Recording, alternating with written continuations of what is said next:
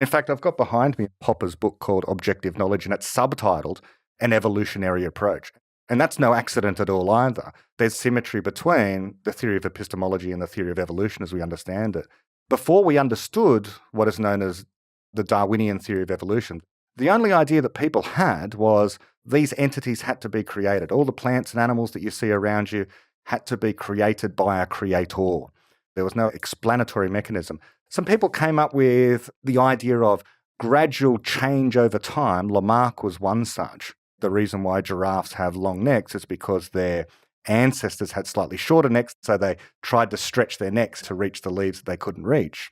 But again, there was no mechanism for this beyond the fact that an individual goes off to the gymnasium and works on their biceps, and their biceps get a little bigger over time. Although you can work out in the gym and increase the size of your biceps, that doesn't mean your children are going to inherit those characteristics. So what Darwin came up with is a similar idea to what Popper had in knowledge. It was error correction. The idea that an organism would trial itself out in a particular environment, and if it wasn't, as we say, fit for that environment, then it would die off. But if it was fit in that environment, then it would survive. So you have this encounter with reality between living organisms and the environment. And it's the environment that's giving you feedback from reality and destroying those organisms that aren't fit enough to survive. The neo-Darwinist view is to give us what the unit of selection is.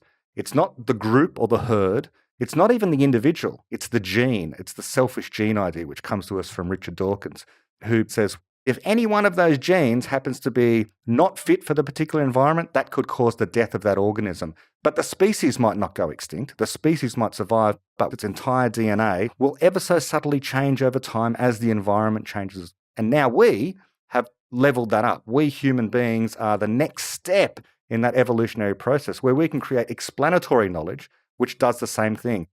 Deutsch likes to say genetic evolution was merely a prelude. What's coming next is memetic evolution.